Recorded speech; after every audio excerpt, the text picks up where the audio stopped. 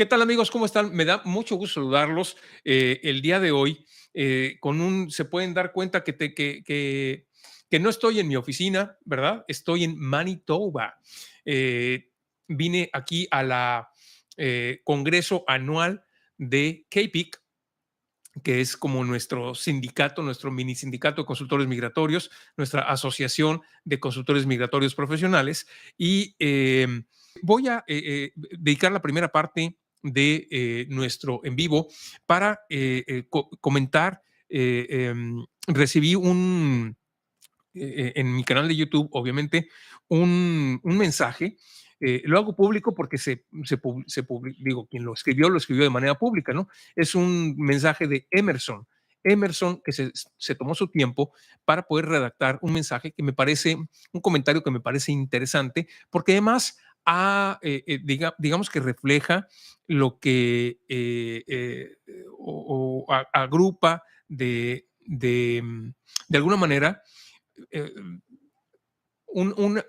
una sensación, una percepción totalmente equivocada, creo yo, de, de situaciones o de temas generales en Canadá, principalmente el tema de la salud y demás. Entonces, escribí algo, voy a ayudarme un poquito leyéndolo y voy a leer y comentar al mismo tiempo. Primero porque quiero leer completo el comentario de Emerson, que, insisto, lo dejó de manera pública, por eso es que me atrevo a a mencionarlo y les comento. Escribí lo siguiente: hoy recibí un comentario que refleja algo que me han estado cuestionando mucho, tanto en el en vivo como en las consultas. ¿Sigue siendo Canadá la mejor opción? Y les voy a leer el comentario e iremos analizando los puntos. ¿Ok? Tengo double check de que todo lo técnico esté bien. ¿Ok? Y viene el comentario de Emerson. Y dice, bueno, muy real, me encanta esa frase del Mr. Zoido. A propósito, fíjese que hace varios años he tenido en la mente el deseo de vivir en Canadá por obtener y ofrecer un futuro a mis hijos potenciales. Entre paréntesis, aún no tengo hijos, soy soltero. Una mejor calidad de vida, pero he visto muchos videos de otros de YouTube que hablan de Canadá. Dicen que las rentas se han disparado, que el costo de vida en general es muy alto hoy en día y que el sistema de salud en Canadá ahora está muy mal, que recibir asistencia médica es casi ser afortunado. Y con la masa de nuevos inmigrantes, supongo que eso se va a poner peor con los años, dice nuestro compañero Emerson. Esencialmente, esto me hace cuestionar si Canadá aún vale la pena, además de tener un clima extremo y todos los demás retos al ser un nuevo inmigrante que esto conlleva. Entre paréntesis, nos dice Emerson, ya tengo la carta de aceptación de una universidad de Canadá. Cierra el paréntesis. Pero todos esos videos, como lo mencioné, me han desanimado. Me han desanimado en seguir con el siguiente paso de solicitar el permiso de estudios. Señor Zoido, ¿qué consejo me podría brindar en esta situación? Y usted que vive en Canadá, ¿qué valoración da de estos aspectos negativos del país? Bueno, primero tengo que agradecerle muchísimo a Emerson que se haya tomado el tiempo para redactar su comentario y voy a leer un poco una información que agrupé y que espero le resulte de utilidad. Esto lo dividí de acuerdo a los comentarios que nuestro buen amigo Emerson hizo. Y primero respondo a lo que dice: las rentas se han disparado, que el costo de vida en general es muy alto hoy en día. Es lo que dice Emerson. Estoy de acuerdo, Emerson, las rentas han subido, ya que como todo mercado depende de la oferta y la demanda. Sin embargo, el gobierno de Canadá está tomando acciones específicas para resolverlo. No nos vamos a meter a detalle en cada una de ellas, pues sería muy largo, pero te menciono las que para mí son las principales. Y tengo enlaces. Quien quiere este documento, por favor, siéntase con toda la libertad de, eh, de solicitármelo a consultor@sodio.com y les comparto también los enlaces de todo lo que estoy diciendo. Em, el primero tiene que ver con las medidas para que los extranjeros o personas que no viven en Canadá no puedan comprar propiedades. Y hay un enlace a la ley específica que habla de eso. Eso es una medida para evitar que se compren propiedades y no se utilice como una inversión y no se utilicen para la vivienda. En segundo, las medidas para regular el número de propiedades en renta temporal y fomentar la renta a largo plazo. Es decir, se puso en Ontario, hablando específicamente de Ontario, una limitante a la cantidad de propiedades que una persona puede tener en modalidades Airbnb o similares, ¿no? Entonces, el tener muchos Airbnb, como es mucho más rentable tener un Airbnb que rentar de manera fija, entonces la gente estaba migrando, o los propietarios de casas, en vez de rentar a tiempo completo, donde además quedan en una posición de completa desventaja de acuerdo a la ley que protege a los inquilinos. Entonces, como para qué pelearme con alguien que me va a dar menos dinero. Entonces, mejor lo meto en Airbnb y entonces tengo estancias cortas, short term renting, y entonces voy a quitar muchos problemas y además voy a ganar mucho dinero, ¿no? Entonces se limitó eso y estoy poniendo aquí el enlace a que precisamente puedan verificar esa medida. Medidas para fomentar la creación de más vivienda también, reconocer la vivienda como un derecho básico, también una ley que habla precisamente de eso. Entonces, todo esto son medidas específicas. Si bien estoy de acuerdo con Emerson en relación a que se ha incrementado mucho el costo de las rentas, poder vivir en Canadá, también es cierto que se están tomando acciones y también es cierto que debemos de abrir nuestra visión. Es decir, yo compré un RV y vivimos en un RV. Actualmente ya no lo hacemos porque cambió el plan, pero vivir en un RV es infinitamente más económico que rentar una casa. Entonces, no es tan fácil hacerlo desde un inicio, ¿no? Pero sin duda alguna se puede hacer. A mí me decían, te vas a morir en el invierno. No hay forma de sobrevivir en un RV en invierno. Les voy a decir, no fue fácil, para nada, pero aquí estoy vivito y coleando, ¿me explico? Entonces, hay que también pensar afuera de la caja y no enfrentarse con algo bueno, que insisto, se está también tratando. Ahora, este punto, el sistema de salud en Canadá ahora está muy mal. Dicen los youtubers que recibir asistencia médica es casi ser afortunado, dice Emerson. Yo le contesto a mi buen amigo Emerson. El sistema de salud en Canadá, como todos los del mundo, está pasando por una crisis post-pandemia. Durante la pandemia, se suspendieron las cirugías y los tratamientos que no representaban un peligro para la vida y que al normalizarse esta situación, es decir, después de la pandemia, se han reagendado porque los tiempos de espera son mayores. Es decir, están desahogando todo ese rezago que se originó en la pandemia. Esto es para las situaciones que no representan un peligro para la vida. En los casos de enfermedades crónicas en las que de suspenderse el tratamiento sería fatal, no se suspendió, efectivamente se dio el tratamiento durante la pandemia y continúa dándose normalmente.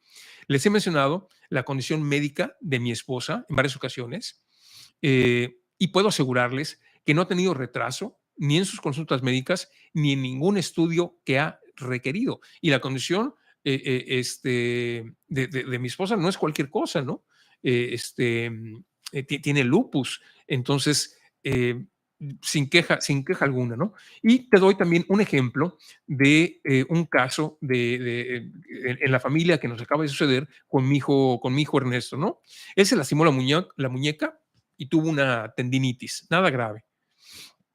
Lo atendió una enfermera presencial con un doctor a través de una videollamada. Es decir, él fue al consultorio, lo recibió la enfermera, lo preparó para la consulta y luego se conectaron con un doctor que estaba, pues, quién sabe en dónde y no importa, y entonces le dio una consulta remota, ¿no? En línea.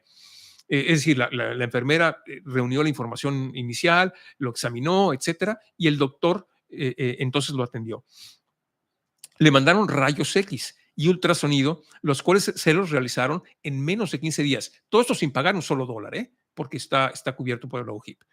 El doctor le mandó tratamiento. Por más que insistimos, no le dieron una contrarreferencia, es decir, no lo refirieron con el especialista. Estamos hablando de que fue con un family doctor, con un médico familiar, ni mayor atención, pues su lesión no pone en peligro su vida. El sistema de Canadá funciona bien, es gratuito y puedes tener la seguridad de que serás atendido. Depende de la gravedad de tu asunto. Es cierto que las cosas menores no le van a dar importancia o prioridad ante las emergencias, por supuesto, pero eso no quiere decir tener un mal servicio de salud. Y un poquito más adelante les tengo unas estadísticas de la Organización para la Cooperación y el Desarrollo Económico, una institución increíblemente seria, con toda la credibilidad del mundo, que habla precisamente sobre ellos utilizan 11 factores de bienestar, publican un índice bueno, no me quiero adelantar, se los tengo para cuando termine la lectura de esta información que puse, que reuní para ustedes. Luego nuestro compañero Emerson dice, con la masa de nuevos inmigrantes, supongo que esto se va a poner peor con los años. Y yo le contesto, la migración en Canadá es completamente planeada. No se traen inmigrantes sin crear la infraestructura necesaria para recibirlos. Te pongo el ejemplo del programa piloto de las comunidades rurales y del norte. Cuando salieron los lineamientos, cuando se publicaron, se invitó a participar a las comunidades y se les dieron los requisitos para aplicar. Se estimaba que en Canadá había más de 1,000 comunidades que podrían ser elegibles en determinado momento. Eh, Sin embargo, solamente fueron aceptadas 11 comunidades o las 11 comunidades que presentaron un plan específico de cómo recibirían a los inmigrantes que se dirigieran hacia allá. Un plan específico de integración a los recién llegados a la comunidad. Ahora, mi familia vive en una de esas comunidades, Sault Ste. Marie. Te puedo constatar que el plan funciona. Hay un centro en el cual te dan toda la asesoría para iniciar tu vida en Canadá, escuelas de inglés para adultos y los centros de preparación para el empleo. Canadá tiene muy claro que si bien tú vienes a estudiar, es necesario que toda la familia se integre para que te quieras quedar como residente de este gran país. Luego, Emerson, así un poquito deprimido o un poquito escéptico, nos dice lo siguiente. eh, Esto me hace cuestionar si Canadá aún vale la pena, además de tener un clima extremo y todos los demás retos a ser nuevo inmigrante que esto conlleva. Yo le digo a Emerson, Canadá siempre vale la pena.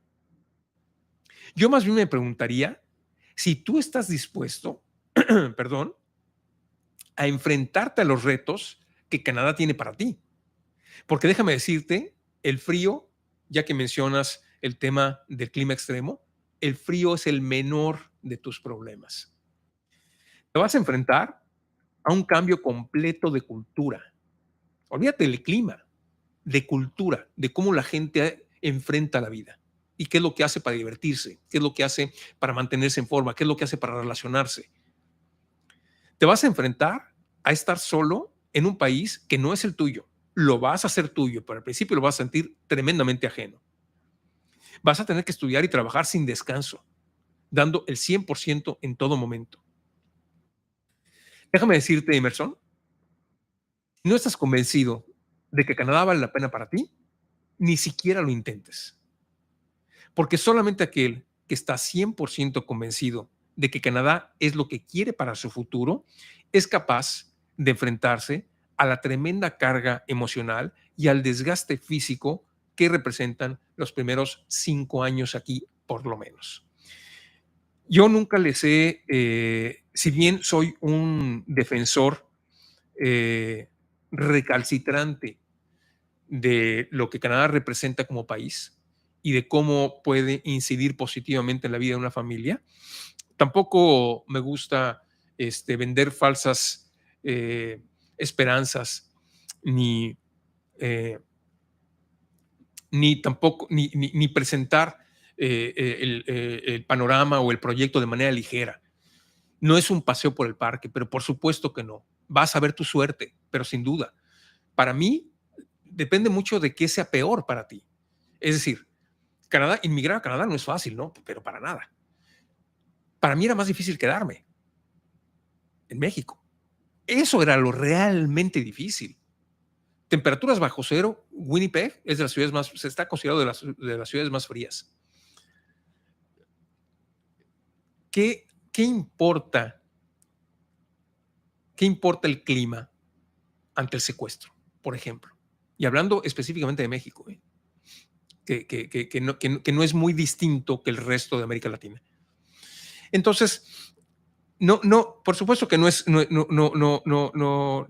paseo por el parque, pero tienes que pensar qué es más difícil, si integrarte y hacer este proyecto y pasar la prueba y demostrarle a este país que tienes lo que se necesita para poder ser parte de uno de los países más ricos, poderosos y avanzados del mundo, o quedarte en un país en donde el gobierno, ni siquiera el gobierno, puede garantizarte la seguridad y la integridad de tu familia en todos los sentidos, ¿no?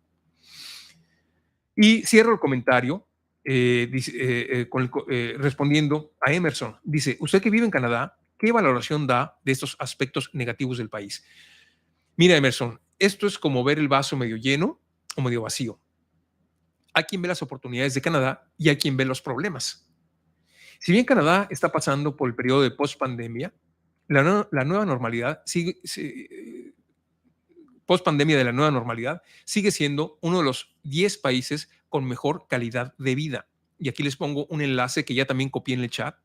Y el número 2 de América, y realmente tengo mis dudas de que Estados Unidos sea mejor de Canadá.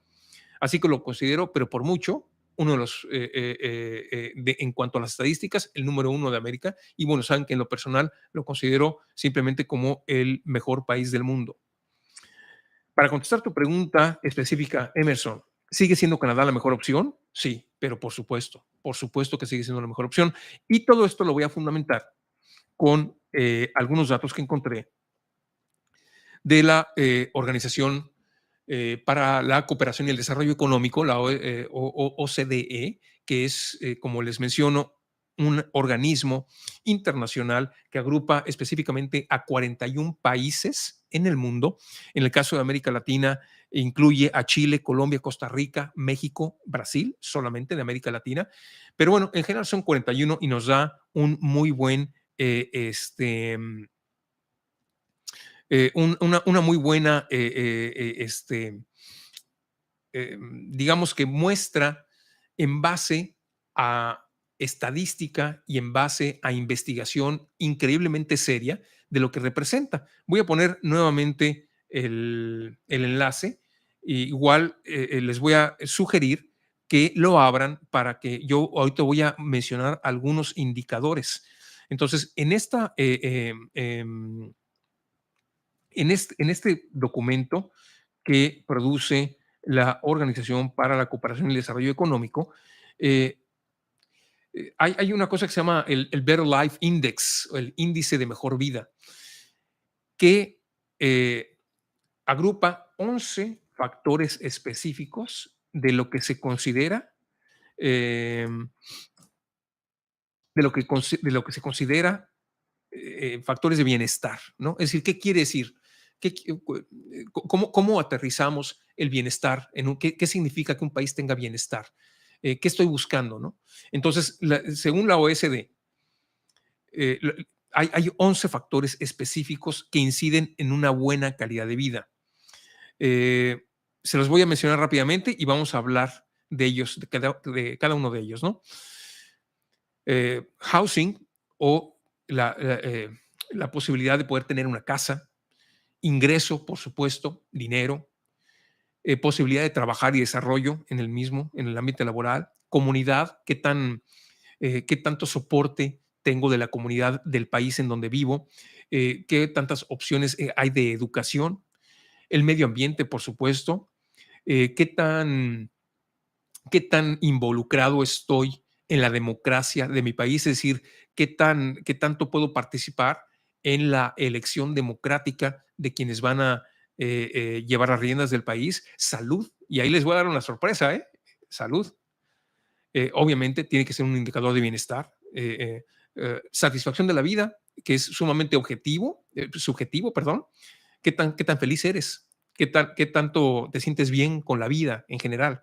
Seguridad, cómo dejarlo fuera, y el balance entre trabajo y vida y personal. Entonces, aquí los repito, vivienda, ingreso, trabajo, comunidad, educación, medio ambiente, eh, eh, participación cívica o civismo, salud, satisfacción de vida o felicidad, seguridad y balance entre el trabajo y la vida personal. Insisto, esto es un índice que se publica y que se mantiene actualizado por esta Organización para la Cooperación y el Desarrollo Económico.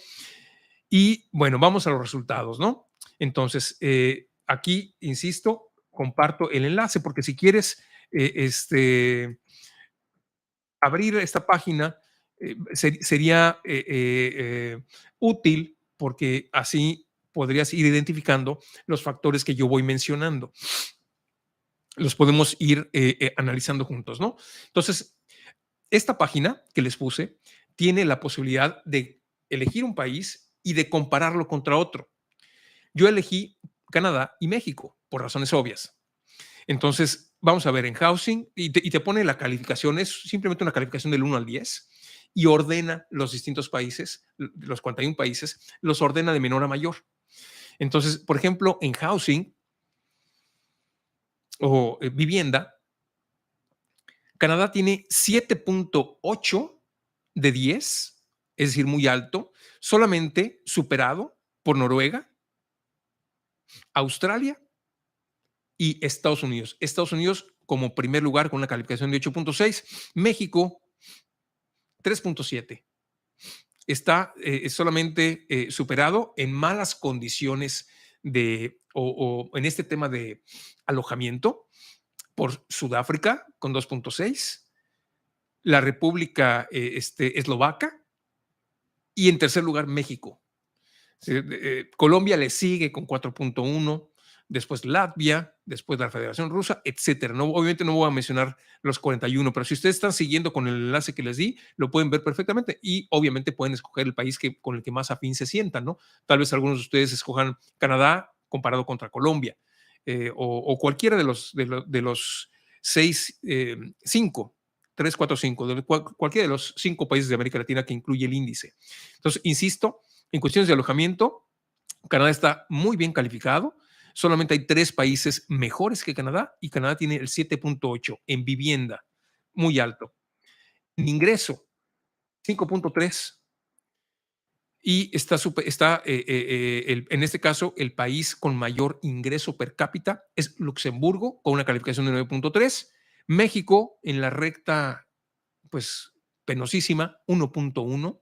El país con una calificación menor en este índice de ingresos es Sudáfrica con 0.1.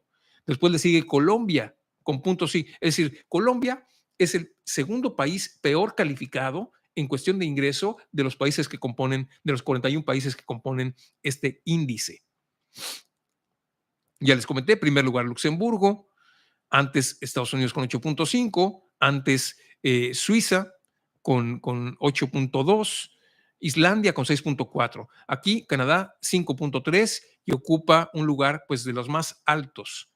La posibilidad de trabajo, es decir, la cuestión laboral, sueldos, seguridad del empleo y versus desempleo. 8.4, súper alto. Canadá 8.4, el país con mejor calificación, Islandia 9.7, México 6.2, Chile 5.5, Colombia 5.2, Costa Rica 5.2 y el peor de todos es, por supuesto, Sudáfrica, ¿no? Sudáfrica con 0. El índice de trabajo en Sudáfrica.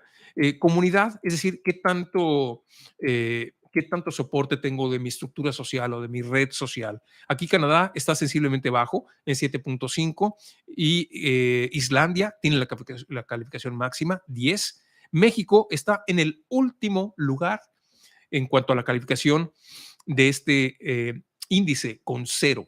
México tiene 0, Canadá tiene 7.5. Educación, todo lo referente a el nivel de educación que un país tiene y en general la educación como factor de bienestar, ¿no? De bienestar de vida. México es solamente peor que Sudáfrica, que tiene 1.0, México tiene 1.3, Canadá tiene 7.8 y en primer lugar está Finlandia con 9.2. Medio ambiente, que tiene que ver con la cantidad de partículas, en general el medio ambiente, pero ponen muchísima atención en un índice que tiene que ver, se llama índice atmosférico PM2.5, da igual cómo se llame, son las pequeñas partículas contaminantes que son tan pequeñas como para que puedan ingresar a tus pulmones. En este caso, eh, Canadá es de los más altos del mundo, 8.6, México tiene 3.6. Y así nos vamos, es decir, cuando ves Chile me parece que está increíblemente bajo con 1.1. El peor es Turquía con 0.3 y ya mencioné Suecia, perdón. Suecia es el país con más alta calificación en cuanto a medio ambiente como índice de bienestar con 9.8. El Civic Engagement, que tiene que ver con la posibilidad de involucrarte en la democracia, en el proceso democrático del país. Canadá tiene una calificación de 6.8. El mejor calificado es Australia. Y aquí es el único factor en que México le gana a Canadá. Tiene 7.0 y esto creo yo que es reforzado por el buen prestigio que el Instituto Nacional Electoral tiene a nivel internacional. Entonces, aunque hay una enorme corrupción en México, el INE ha salido bien librado en ese sentido y este índice de bienestar así lo demuestra. Y vamos al índice estrella, ¿no? Que es el de la salud. ¿Cómo se encuentra Canadá en relación con la salud? Tanto que se critica últimamente, ¿no? Bueno, pues Canadá tiene un índice de salud del 9.5 y con la noticia de que es el primer lugar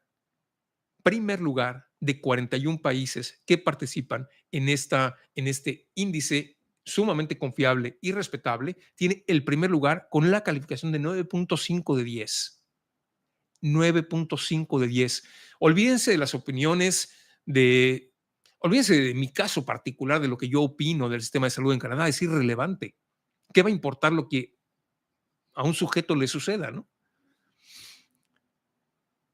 Hay que ver estadísticas que proporcionan muestras que estadísticamente son representativas, es decir, que son sumamente confiables. Estos son reportes serios, no son anécdotas. Muchas veces en YouTube te encuentras gente que comparte anécdotas que tiene la tendencia de hacerlas automáticamente darles un cáliz científico y brincarse absolutamente todos los procesos y candados y rigor que se necesita como para presentar un dato confiable. Y entonces, como no me atendieron en los 20 minutos que yo pensé que me iban a atender, el sistema de salud en Canadá es terrible, ¿no? Hombre, olvídate, te vas a morir en el pasillo. Esos no son comentarios representativos. No es algo que representa la realidad de un país. Esto sí, esto es un estudio serio. Para que vean cómo está Canadá, cómo está, primero, de 41 países, es el número uno, no el segundo, no el tercero, es el número uno en cuestiones de salud como índice de bienestar. En segundo lugar está Australia con 9.3, en tercer lugar está Suiza con 9.2, siguiéndolo por Nueva Zelanda con 9.2, Irlanda con 9.2, España con 8.7. España normalmente no está tan alto en los indicadores de bienestar, aquí está sumamente alto. Islandia con 8.6, Suecia con 8.6, Grecia con 8.4, etcétera, ¿no? Noruega 8.3, los típicos, ¿no? Los típicos de toda la vida. Pero Canadá le gana a todos, a todos los típicos de toda la vida de los países en donde típicamente la gente dice, ahí se vive increíblemente bien. Bueno, olvídate de ahí, ve a Canadá. Si quieres tener el mejor índice de bienestar en cuanto a salud, ve a Canadá, porque es el mejor evaluado de todos, no dentro de los mejores, es el mejor, con 9.5 de 10 puntos a otorgar. Eso es un dato representativo. ¿Quieren que les diga en dónde está México? 5.6. El último lugar en aspecto de salud es la Federación Rusa con 3.1. Le sigue Sudáfrica con 3.1, Latvia, Lituania, Corea. Y fíjense, de América Latina, México es el más bajo, 5.6. Hay otro, vamos a ver qué más hay de Brasil, tiene 6.2, Chile, 6.4, Colombia, 7.3, súper alto en relación con América Latina, etcétera, ¿no? Y así, entonces, muy interesante, ¿no? Satisfacción, qué tan feliz, la felicidad como índice, como índice de bienestar. Es otro de los índices que se evalúan. Canadá tiene 7.1, el país con mejor calificación es Finlandia, es donde se puede decir que teóricamente la gente es más feliz de estos 41 países, Finlandia. México tiene 3.6 y el peor país, es decir, el país donde menos feliz es la gente, es Turquía. La felicidad o satisfacción de vida como índice de bienestar. Seguridad, ¿cómo no pensar en la seguridad? Aquí Canadá tiene 8.3, el país que es calificado como más seguro o en donde existe este índice de seguridad más alto, Noruega, con 9.9. ¿Y qué creen de México? Pues imagínense, México, seguridad, como que no son sinónimos, ¿no? Son antónimos graves. México es el último, es el país peor evaluado. Tiene 0.2, o sea, 0.2. México tiene menos condiciones de seguridad. ¿Qué creen? Colombia en siguiente lugar. O sea, Colombia es el segundo país peor evaluado en relación a este índice. Y así, no, pues están todos juntos. México 0.2, Colombia 1.6, Brasil 1.9, luego le sigue Sudáfrica. Sudáfrica es un país más seguro que Colombia, que Brasil, que México. Sudáfrica, que es paupérrimo. Costa Rica 3.8, Chile 4.7, Federación Rusa 6.3, etcétera, ¿no? Balance, y con esto concluyo, balance entre trabajo y vida personal. Canadá tiene el 6.5, México el último lugar con 0.4, Colombia el segundo peor evaluado después de México, Costa Rica el tercero peor evaluado después de México y Colombia, Turquía 2.5. ¿Y qué país tiene el mejor nivel, mejor balance entre trabajo y vida personal? Italia, 9.4, no lo hubiera imaginado realmente, pero Italia es el que lidera el grupo de la OSD en cuanto a este factor específico, a este índice específico que es el equilibrio entre vida y trabajo. Bueno, pues aquí están, así le contesto a nuestro compañero que me hizo, Emerson, que me hizo el enorme favor de compartir su comentario muy elaborado, muy bien escrito, y por eso quise estar a la altura para poder responder de qué es insisto que mi apreciación personal de Canadá, pues al final es solamente la mía, ¿no? Y es totalmente parcial, totalmente es irrelevante. Pero si ustedes se van a los datos oficiales, ahí van a ver, esos datos oficiales son los que tenemos que tomar en cuenta para tomar decisiones de vida, no lo que un youtuber carismático diga. ¿Me explico? De repente, hay gente que es es muy agradable ver sus videos. ¿Por qué? Porque son carismáticos, carismáticas, hay gente que tiene eso, ¿no? Que simplemente gente que te gusta escucharla, gente que te gusta verla. Pero eso no quiere decir que estén presentando información confiable, ¿no? Es decir, para fines de entretenimiento, pues está súper bien. Hay youtubers que te hacen reír con la manera como se expresan. De repente, hay youtubers que son muy buenos manejando la edición y hacen cosas fantásticas con sus videos. Todo eso está bien, pero tomar una decisión de vida, es decir, llevo 2 años luchando por Canadá, he avanzado, estoy a punto de venir, pero de repente sale alguien y dice, no, yo creo que el sistema de salud en Canadá va cada vez peor en Canadá. No voy a tomar una decisión de vida por lo que ese señor o esa señorita dicen, ¿no? No lo voy a hacer, sería algo terrible. Me voy a informar. Ahora, ¿con quién te vas a informar? Mejor no pienses con quién. ¿Qué documentos vas a utilizar para informarte, para tener información, pero la película completa, y entonces tomar una decisión que va a cambiar el destino de tu familia y de las generaciones venideras por la posteridad, por siempre? Entonces, ahí radica la importancia de, de, de, de tu fuente. Hay que manejar solamente fuentes oficiales, fuentes de credibilidad, y eso es lo que es este, este reporte que les pregunté. Ok, muy bien, pues quería invertir mi tiempo en esto. Insisto, quien quiere este documento eh, con los enlaces, está a su disposición, ¿no? Eh, y bueno, yo les mando un fuerte abrazo desde Winnipeg. Solamente conozco 3 provincias, es decir, Ontario, por razones obvias, Quebec, que es el, creo que único lugar donde hemos ido de vacaciones, apenas llegué yo a Canadá, y ahora Manitoba, pero no conozco ninguna otra. Es decir, conozco solamente 3 de las 10 provincias y los 3 territorios que este gran país tiene. Ok, poco a poco, ¿no? Poco a poco iré. Era importante para mí primero quitarme la etiqueta de caducidad, hacerme residente permanente y luego empezar a viajar un poquito más.